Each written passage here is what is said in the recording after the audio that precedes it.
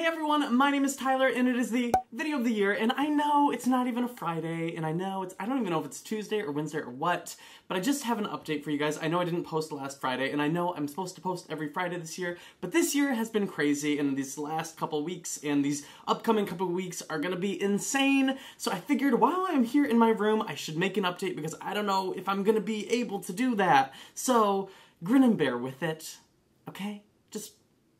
So much has been happening in my life, and I just wanted to update you guys on what has been going on. I think the last real vlog that I did was from at the VMAs, and so that was like a month ago, I think. And then as soon as the VMAs were over, we flew back to San Francisco from LA, and we had a night to pack for our 3-week trip to Europe, so it was kind of hectic. So we started in London, and I got to meet up with a whole bunch of my favorite YouTubers and internet people while I was there, from Leprius to What About Adam, to Jacob is Yellow, to Jack Scap, to Finn Harries, to Elfie from Pointless Blog TV, to Marcus Butler TV, to my friend Ben Vile. And if you go to my YouTube channel, you will see all of the collaborations I did while I was in London. I just was on like Collaboration Station, Rhythm Nation. I was just hitting people up. I was like, let's get together. And so then while we were in London, we were supposed to go from London to Amsterdam, but I was like, you know what? I really want to go to Dublin while I'm this close to Dublin. So I somehow finagled it into our trip, and we only had 24 hours to spare. So we flew over to Dublin and made a 24-hour experience adventure out of it. We didn't sleep for the entire 24 hours, and it was amazing. It was so worth it. I absolutely loved it. It was beautiful and luscious, and the people were so kind, and the food was delicious, and the drinking was crazy. So much drinking. So much beer. It was beautiful. I don't know if you know me, but I just love a good beer, and apparently, so does Ireland. And so then from Dublin, we hopped on a plane and went over to Amsterdam, and Amsterdam was everything you could imagine about Amsterdam. It was just absolutely bonkers, and we went to like the red light district, and we went to Regular that's me trying to pronounce Regular Dwarfstraat. It's the gay street. I can't pronounce it before you even critique me about it. I can't pronounce it. I can't pronounce any name in Amsterdam, but that's fine. We went to the Anne Frank house, which was very touching. We experienced all that Amsterdam had to offer, which was absolutely fantastic. And we even got to go to a Lady Gaga concert, which was crazy because, you know, who goes to a Lady Gaga concert while they're on vacation in Amsterdam? But it was nuts, and somehow we got picked out of the crowd for general admission to be in the Monster Pit. And if you don't know what the Monster Pit is like this little area in the front of the concert where Lady Gaga runs all around you, so you get like full 360-degree front row experience. It was insane. And the concert, I've been to Lady Gaga 3 times before. I've met her once,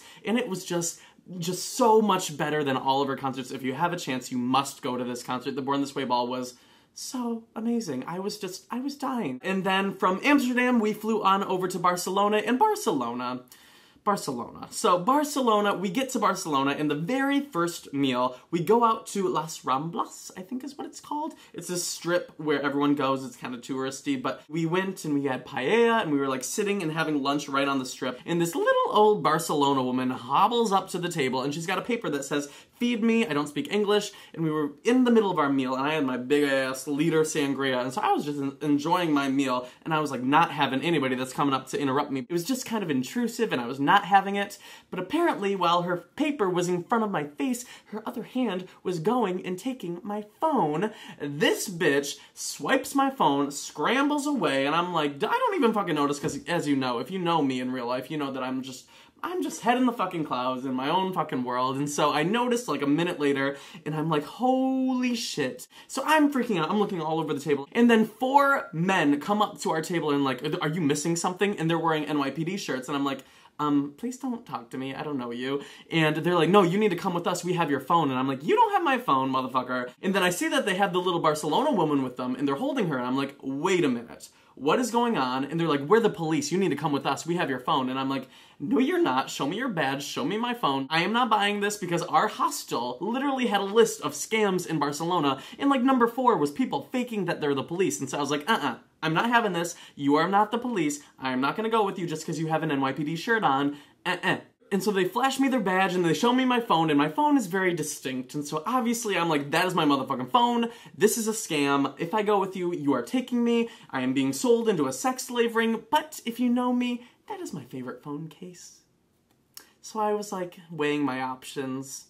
And for some reason, against probably better judgment, I went with them down this alley, and this woman that, you know, took my phone is laughing, and I'm like, why is she laughing? And then the police were like, oh, she's, you know, how you say, happy. And I'm like, she shouldn't be happy. So I'm like, everything is trying to process in my head, and as soon as it's processing, they had put me down this alley and put me in a room and shut the door, and I'm sitting there and I'm like, fuck, I'm about to be sold into a sex slave ring. And so I'm just sitting there, and then they open the door and they pull me out, and I have to go into a room, and I have to pick the little Barcelona woman out of the like line of little Barcelona women, and I'm like, that one took my phone. And they have me sign this paperwork, which is my Barcelona police report of, you know, the little old woman from Barcelona who took my iPhone. So there's that. And so after that very first interaction in Barcelona, I was not having human civilization. I went straight to the fucking gay nude beach, and I was like, do not disturb. Side note, while I was at the gay nude beach, I went into the water and I got pushed over by a huge wave, and a little old woman who was very, very, very naked laughed at me, and I just was like, you know what?